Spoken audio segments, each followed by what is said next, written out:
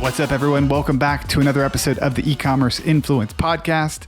My name is Austin Bronner, and I am fired up to bring you this episode with my friend and client, Jay Campbell. He is the owner of Aseir Custom, and we just had a great conversation. We're going to go kind of deep into how they've had a wild journey, what he's learned during this journey through issues with manufacturing to getting through that, unlocking massive growth through working and partnering with influencers, and just kind of having a mindset, an interesting mindset to go through incredibly challenging times while seeing incredibly rapid growth. I think he's gone from in February, about $16,000 a month to this last month, hitting about $250,000 a month in sales.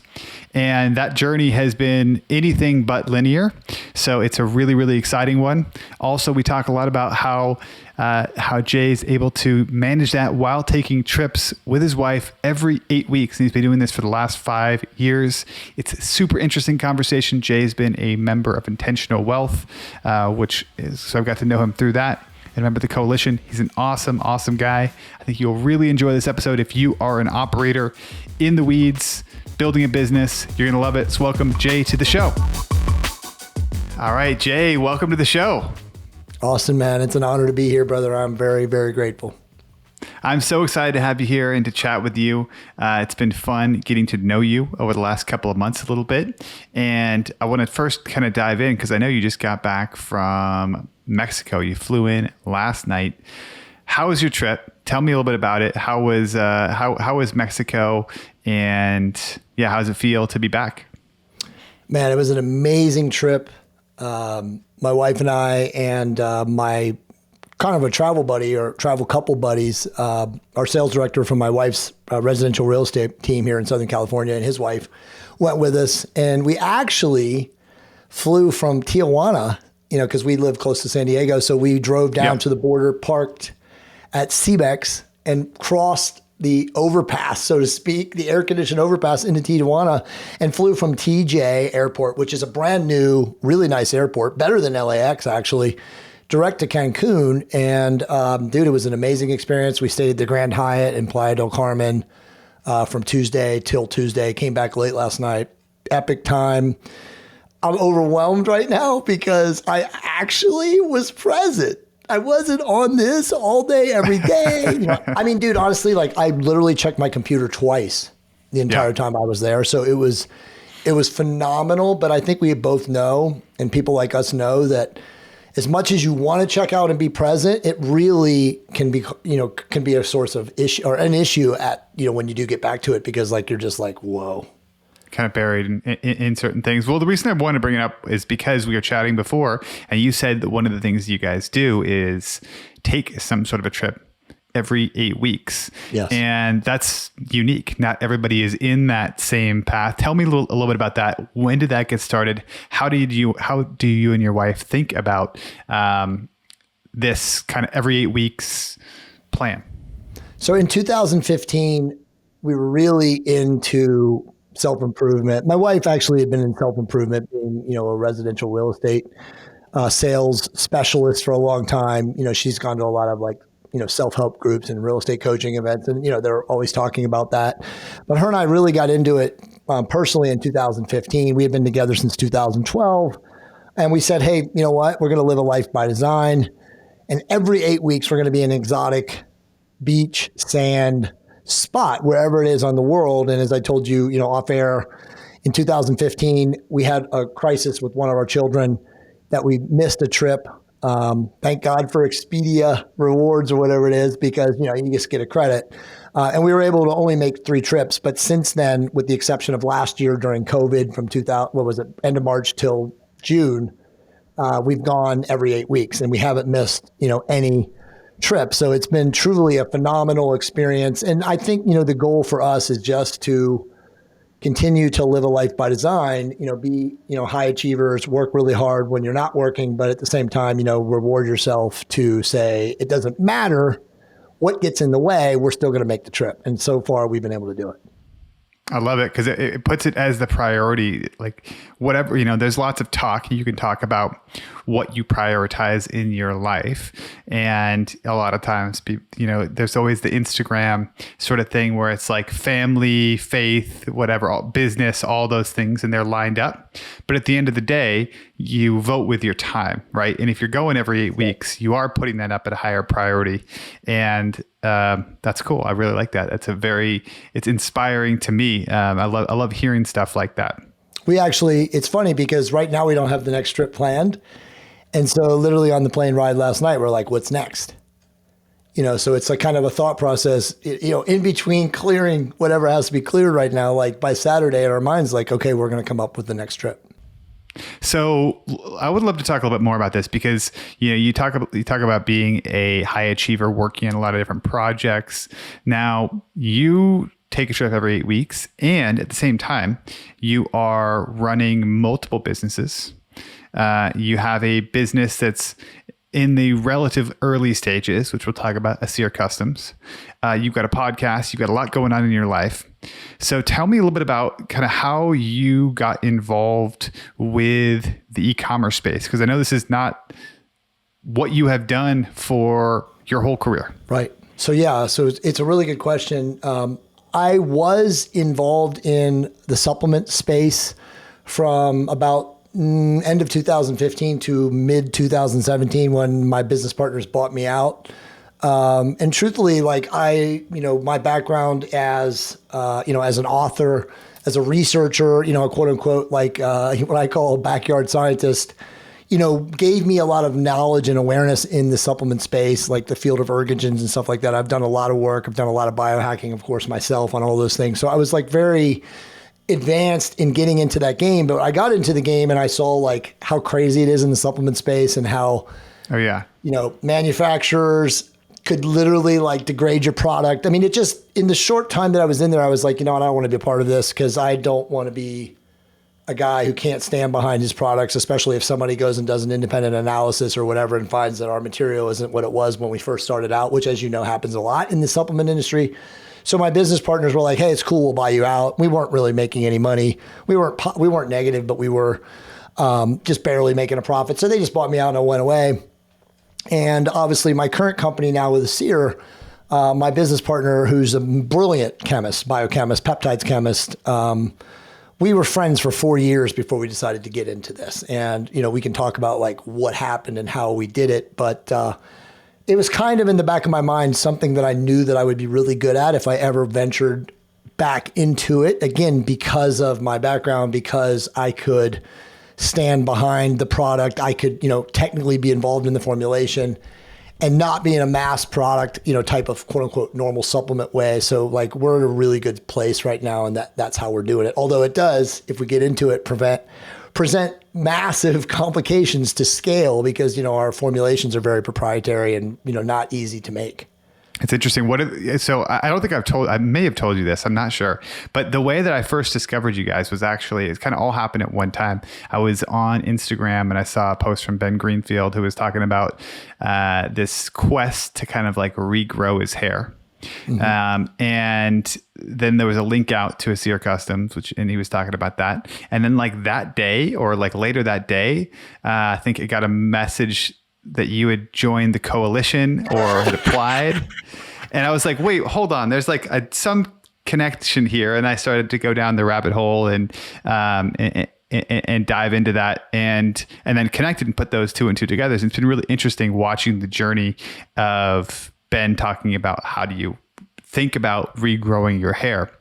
And it's relevant to me because I'm losing my hair.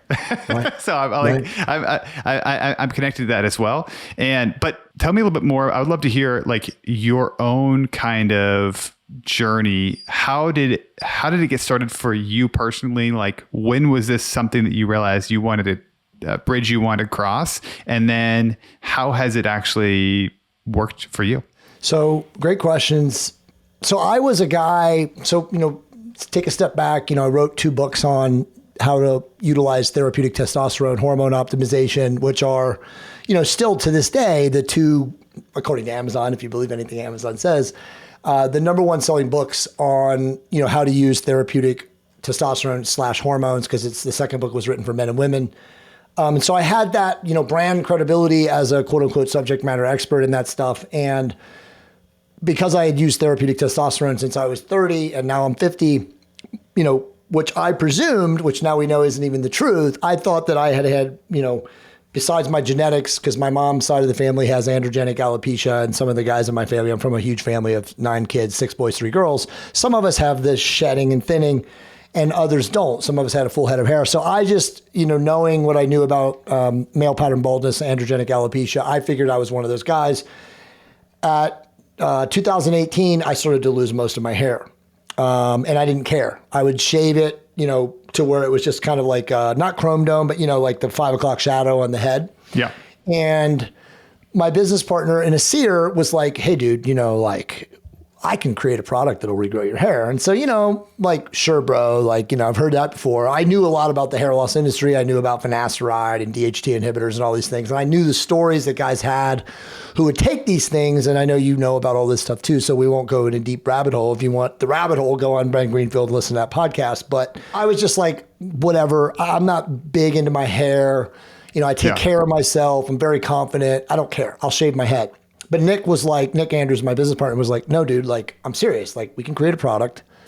It'll regrow your hair.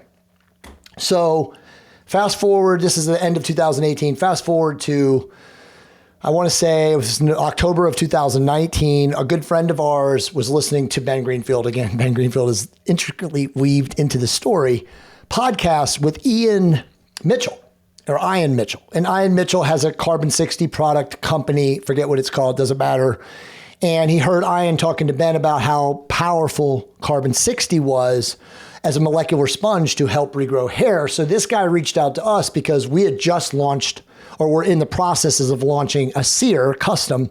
And our first product was a GHK CU copper peptide product. And he was like, look, dude, check this out. And he sent us these before and after pictures. And it was like a guy with male pattern baldness right here. And then the next picture was the hair was completely regrown. And I'm like, and I didn't know who this guy was at the time. His name is Joff. He's up in Portland. Really cool guy, biohacker himself. He owned a supplement company that went under, unfortunately, during COVID. But he was like, dude, I was using your stuff. And then I started using Ian Mitchell's Carbon 60. And check it out. Actually, I'm sorry. Let me correct myself. He was using TaylorMade's GHKCU and then Ian Mitchell's Carbon 60. And he goes, look what I did. And I showed Nick, and Nick was like, yeah, it's definitely theoretically possible. Nick is a dork, biochemist, dork, nerdy, super smart, knows everything.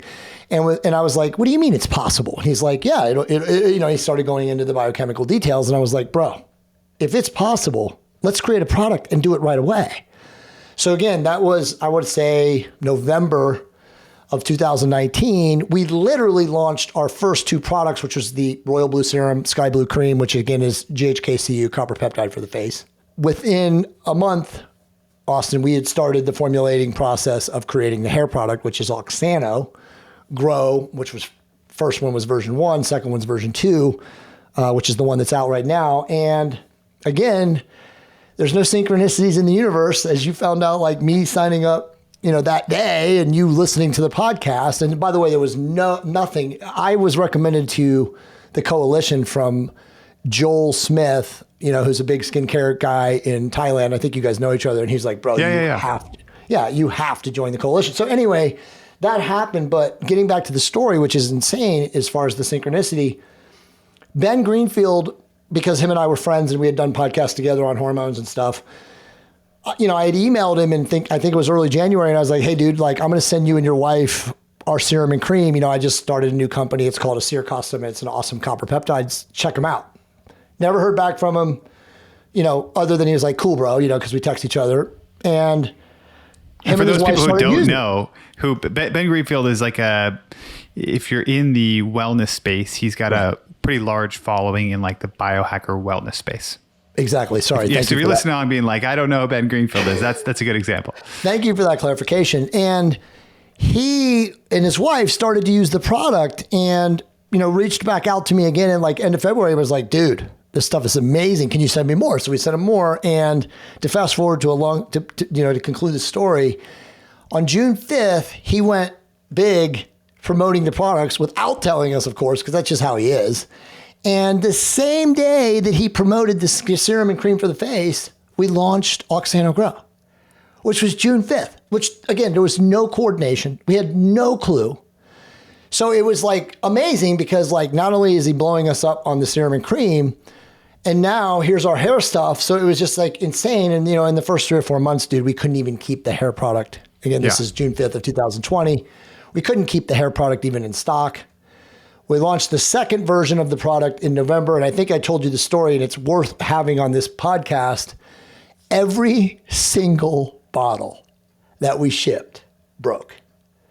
So it was literally Black Friday. And we bought all these bottles from China, and they were really actually high end. Joel gave us the seal of approval.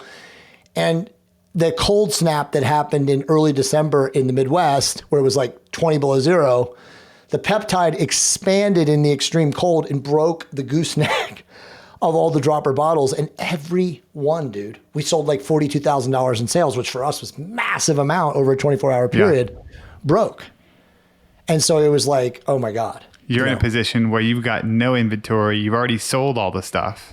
Dude, it was a nightmare. As I told you guys in the group, I was waking up for a month every single morning, Austin, looking at my inbox with pictures of leaky blue peptide from people. So did you ship them? And had you shipped them all and they were all broken? You didn't know they were broken because it was inside? Is that what happened? So technically, yes. So what happened is our 3PL is in Kansas City. M&M, shout out to M&M. Love those guys. Brian McMaster was just talking to him before I got on this call. And being in Kansas City, the extreme cold where all of the bottles were sitting, as soon as we launched on, Black Friday, the next 3 or 4 days, 5 days, 7 days, and then onward over the next 2 weeks, everyone who ordered it, as soon as it left the warehouse, it broke during delivery. So these guys are opening the boxes. And again, it was due to the peptide expanding in the extreme cold, but they're opening their boxes and it's leaking all over the place. And so, so like you said, I mean, that was all of our cash, bro. Like, literally it was, I'll be very truthful. It was like 90,000 in cash that we had, on the sidelines from the sale. And it just, we pretty much spent ourselves out like replenishing everybody. And like you said, it was very difficult for us to even manufacture it. Get the raw ingredients, which is obviously for everybody listening on the show, carbon 60 and copper peptide GHKCU. And again, the reason our product works so well, if we want to get into the details, is that we're at a 3% grade, which is not clinical, but nobody else is at that level. And again, due to my, Nick's expertise, he was 21 years in the biopharma space, manufacturing and formulating. He knows what you can do that's not technically clinical. So what did you guys do? So you're in this position, you have no money because you just, I cried, did you basically, yeah. I mean, after that's step one. What, step two is crying. So did you have to then repurchase all of these and resend to everybody who, had ordered it? Dude. And then how did you guys get through the next couple of months? Like what happened there? I'm literally welling up like right now, like just the thinking of it. Cause it's such a beautiful thing, man. I wanted to shut it down. So, when you and I started talking off air before this podcast started, I was like, Nick is a genius of highest level of genius. And I love him. And he's got such a huge heart and I would take a bullet for the guy. But like, I was like, bro, Aseir, no one can even pronounce the word. This is before you guys told us that. I already knew, people that are smart marketers, and I'm a pretty smart marketer, but they were like, that's not a sellable name. It's not what you guys should have. So to your question, for 2 months, we couldn't sell the product.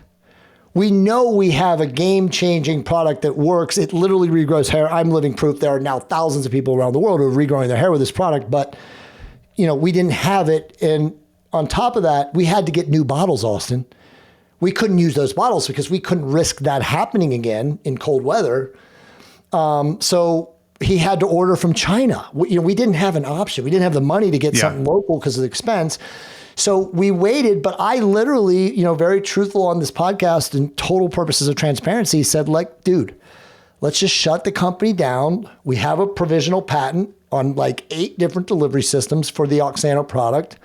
You're a genius. We can do whatever. We'll come under a different name. We'll trademark the serum and cream. I mean, we had trademarks, but we'll change that, and we'll also get a provisional patent for the serum and cream. Let's just shut it down, dude. Yeah. And to his credit, he was like, no, he was emotionally attached to this. This is his baby.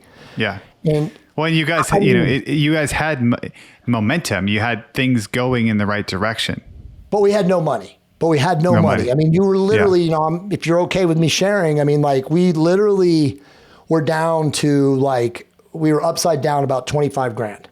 Yeah. And, it was like, I don't want to borrow money. And I personally had already contributed my own personal capital, which I've been now restituted. But I was like, look, I'm not giving you another cent. I'm against this. You want to keep going.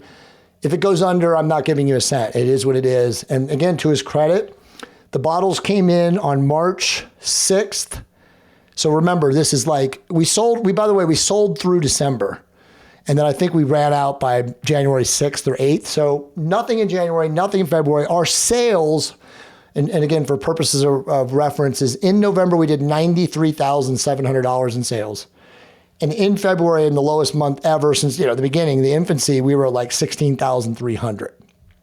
So that was at that point where I was like sending him a nasty Dear John email, like, I love you, bro, but like, we got to end this isn't thing. going to work. And he was like, no, I mean, like we were just in Playa together.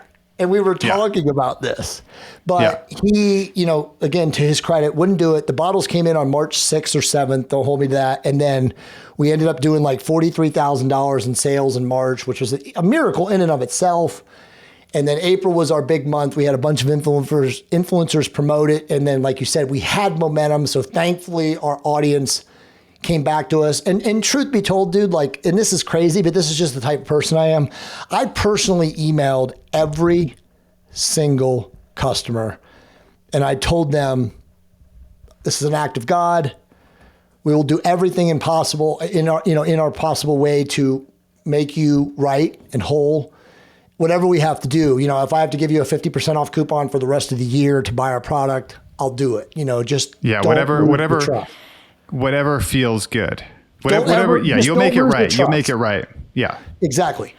And that's just me. That's how I roll. And, I had people on our team that were like, you can't do that, bro. What happens if? But I was like, no, I'm going to do it. So thankfully they did come back. We had a huge month for us at the time. In April, we did like 180,000, which was by far our biggest month ever, double what we had done. And then since then, we had, in May, it was about 100. And then Ben, blew us up in June, which is when, you found out about us.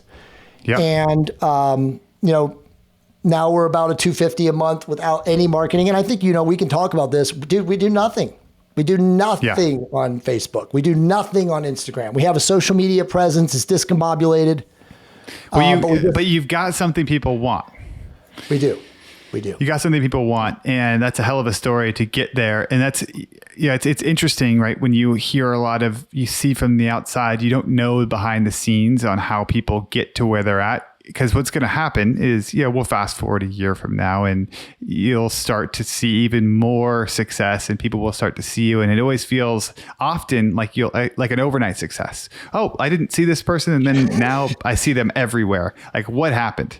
But there's always that behind the scenes that goes on that, maybe not as dramatic as what you guys had, but everyone's dealing with their own different challenges. And it's super interesting. And I'm grateful that you are transparent with it, because other people are going to feel that are in the journey right now to try to get where you're at right now. It's not always linear. In fact, it's like, I always think of it as kind of like circles that are hopefully moving up in the right direction, right? So it's like, make a breakthrough, drop down, figure it out, come back up, keep circling until you get to, a new normal. Well, look, man, first off, I'm extremely grateful to you because I feel like you came into my life and, my business's life, my business partner's life. He knows who you are now. He's so grateful. I mean, how do I say this? At 2:30 today, him and I have another call where it's another come to Jesus call. So, to your point. Yes. In being in ecom, Joel has mentored us a lot. He's like, welcome to ecom. No matter what you think, it's good. It can go from 0 to hero in a snap. So, now we have the scaling problems, right? Like now, I'll be honest, like we moved to a contract manufacturer in Boca, the best and biggest, Joel recommended, and they have issues, with manpower due to all the people that, are getting the vaccine. I mean, it's just like one thing after the other. And now we're like slowed down and, we were on this path to possibly going on Joe Rogan, I'm with you. And it's like, if somebody moves the needle for us right now, bro, we can't still produce the oxanoate scale. Yeah. So it's like, it just, like you said, it never ends, but the gift is obviously in the contrast. So it's just, for him and I right now and the people that now we've brought involved, it's like remaining humble that it will work out, even if it seemingly isn't. And that's kind of the call to 230 is like, It's one of the things I think about often is, the more that I seem to grow, like personally and professionally, and my business grows and in my life, I seem to have more and more challenging conversations on a weekly basis. Right. And I look at those and I'm like, sometimes it can be like, oh my gosh, this is just exhausting. It's like challenging conversation. But I've worked on reframing it as, this is the sign of growth. It's a sign of growing. All those things that happen, it's just higher stakes, and you're always capable of dealing with it, or it wouldn't be brought to you, wouldn't be given to you, whether it's a challenging conversation or your example of like, I'm going to go out there and fight for all these customers. It was an opportunity for you to level up in this way. And it's very interesting. All these things I feel like kind of work together and, allow you to elevate and grow, and all these things that are happening will make you stronger. I would love to talk about you. We just finished up working together for the last 8 weeks in the Intentional Wealth program. What was kind of your motivation for signing up? Maybe it has partly to do with the fact that you guys were taken off. But what was your motivation, and what do you feel like you got the most out of it? I mean, bro, honestly, man, you changed the life of Aseir Custom, not you personally, but your business, which obviously you have a massive hand in doing. When I first joined the group, due to Joel, because I was with you for a couple months before, we found out each other, and I would go into your group and I'm like, this is insane. Like, let me just say this. And again, I'm not a shill. He's not paying me to say this. Like, anyone who's in e-com should be in this group.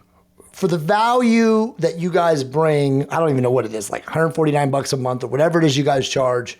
The information, it's incalculable. I have literally like 20 people that I network with, mastermind with, all guys like me and gals. And I'm like, when they ask me, like, what's the one thing you can do? You can join the brand coalition. Like, every answer that you could possibly imagine is in Austin's group. Like, it's all there. Like, dude, like even your email. And again, I'm a master email writer. Right? I have a massive email list, 20,000 plus people. I've been emailing since 2009. Like, your email is so much value. Like, I never miss it. I mean, I'm very selective in what I read, but I go through every single link because there's always something in there. So the truth is like, there was so much information when I first started going in there. At the first opportunity to join something deeper, like, obviously the Intentional Wealth Group, I was like, are you kidding me? Like, I remember attempting to say to Nick, like, look, I'm spending this money. I don't give a shit if you say no. Like, you don't understand the value. Remember, if you remember, I wanted to have him in there. And you're like, no, just for you. So I'm like, because I'm always like very transparent and, very egalitarian. Like, I want him to be involved, but he didn't need to be involved. He's not a marketer. He's a product guy. But the reality is that, dude, it leveled up my game, speaking to people who are much more senior in their experience. The one thing about me, Austin, is I'm literally a universal learner. Like, I realize that like you and I and all of us here, at a real spiritual level are here to evolve and to grow. Like you were just talking about, you evolve and grow through the contrast of having better and deeper conversations. Like, that's why we're all here is to, again, evolve and grow our soul, from that spiritual level or at base essence level. So it's like, for me, it was like, dude, if I just go in there and just be Jay Campbell and be open-eyed and, be, eager beaver, bright-eyed, bushy-tailed, it's going to be phenomenal. And as you know, because I travel and I'm living this life by design, I missed 3 classes, which is sad for me because what am I doing? One time I was even in a car with the family, attempting to log in with shitty internet driving through South Georgia. There's not great internet. Driving cross country, I've been on those calls. It's tough. Dude, it was brutal. But there was so much high level wisdom and value that you brought from even the very first call. I remember the very first call. I still have the notes. Okay. I kept the notes. You know what I mean? And I look at those things from now, but it lifted our company. It lifted my awareness, the goal creation, the rocks, there was so much that came from it. And like I said, I literally missed 3 of the classes and unfortunately the last one. And by the way, I had planned to be in on the last call in Playa, and dude, the internet that day, they had just had a hurricane come through that week. Oh yeah. Well, I will say, I really appreciate having you on because of you just showing up and asking questions, bringing your energy and being like, you know what, this is taking, I think that there's a level of people who get the most out of it come in with an expectation that they're going to get their questions answered. And by putting themselves out there, right? You got to put yourself out there and be vulnerable to get the answers to the questions that you need answered. And it's been fun watching you guys, watching you kind of navigate on a week to week basis, just absolute crazy growth, while dealing with what Joel says. It's like, you're always one step away from some sort of a catastrophe, which is true, right? You're dealing with, it's one of those interesting things where there's unlimited opportunity and growth, especially with a product like yours, where, hair loss is a massive, massive market of, there's somebody called Perry, I think it's Perry Marshall, who is it? I don't know. It's Perry Marshall always talks about, you want to solve a problem with a bleeding neck, right? So it's like, if somebody's desperation, and that's in the hair space. And so it's an unbelievable opportunity, but with that comes this challenge of scale. What are some of the things that you have learned and taken away, in this first year and a half? Because really, as you guys, a little over a year and a half, as you've been running Aseir, what are the best things, anything you can share with the audience that you have learned, just kind of that maybe a year and a half ago you didn't know, that helped you stay sane through this journey? Well, I think, again, I'm one of those people that ascribes to, there's no coincidences, only synchronicities, and that everything is exactly happening as it's supposed to. And your resistance to that idea is futile, if I could steal, the Borg, Star Trek stuff. But for me, I'm a solutions guy. I want to fix things. I want to get to the point and solve the problem. And in e-com, wanting to fix things or solve the problem immediately is like the dumbest possible thing that you can do, because it's not going to work like that. There are so many restrictions and limitations that are outside of your control. And as you and I both found out, especially you with all the various, e-com owners that you work with, and of course your own business, which is awesome. 2020 changed the world forever. There's no going back to the way things used to be. Supply chains are constrained. Logistics are constrained. The companies that maneuver all of that nonsense they don't have answers, Austin. My contract manufacturer literally plays games with us when we have meetings now about dates. They don't want to deliver firm dates. So it's essentially a new paradigm, a new world that we're all living in, and we all have to be okay with it and not try to make changes or shift control mechanisms in things that we have no actual control over. Because at the end of the day, I want to be in his control as much as I can, of my business and then things that I do. But, it's just, like I said, it's just patience, working the process, understanding that there is a process in a lot of this stuff, and that you can't, quote unquote, beat the system. I mean, the system itself, Austin, has evolved now to a new system in less than like 15 to 18 months. And so like, if you don't go along with that, what is that, the ancient Taoist proverb or whatever, the flexible tree bends with the wind or whatever, and the rigid tree branch breaks. I mean, you have to be a very flexible branch at this time in the world as an e-commerce owner. Yeah. I think that's really, really great wisdom. And I think I said that when I moved to New York about moving to New York. I was like, I went there thinking, well, I could live the life that I want to live in New York, but that's just not the way that it works, right? You're going to move to New York, and New York's going to change you. You're not going to change New York. Mm-hmm. And I feel like that's kind of like the you're not going to be able to change what's happening right now. You can only adapt and continue to figure out how to work within that and be an expert at that. Jay, this has been awesome. I really appreciate getting connected with you and chatting. Thank you so much for hopping on here. You have your own podcast. I would love if you have somebody who's kind of resonated with this conversation, where would you best direct them to connect with you? Thank you again for the opportunity to speak with you. I'm very honored and humbled to be here. The easiest way probably to reach out to me, and by the way, I'd love to have you come on my podcast too, to talk about you and what you're doing, is to just go through contact at JAY, middle initial C. So it's jccampbell.com. Somebody is cyber squatting on my domain and will not give it up. But you can also find me. I'm very, very outspoken on Twitter.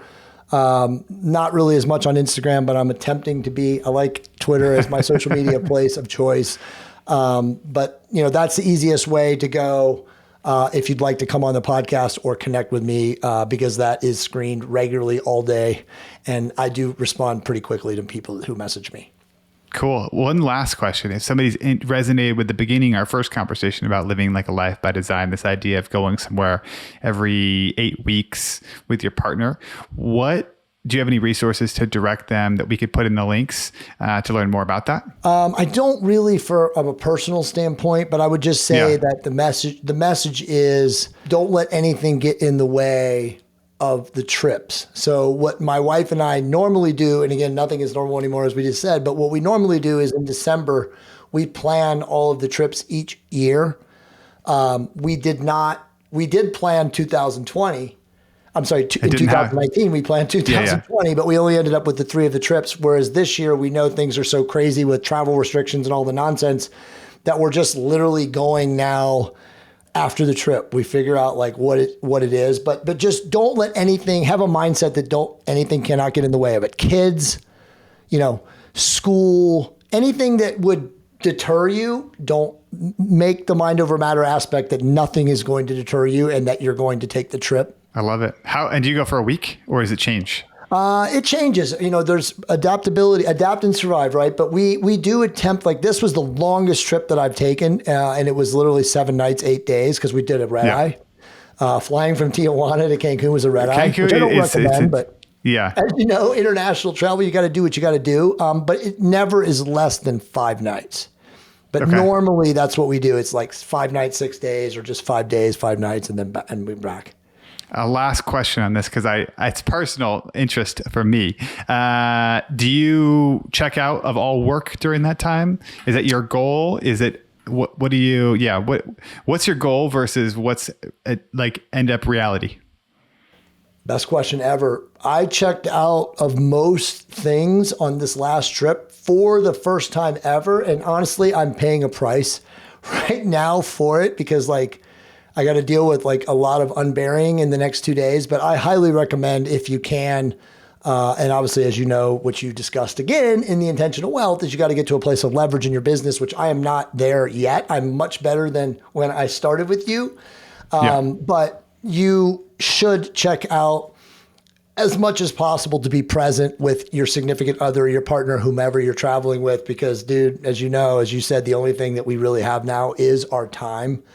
And being present in that now space of right now there's nothing more important. Jay, I love it. Let's end it there because that's so powerful. Thanks so much for coming on here and talking to me. That's been so fun. You have a great rest of the day. You too. And I will send you a link so you can come on the podcast. Cool.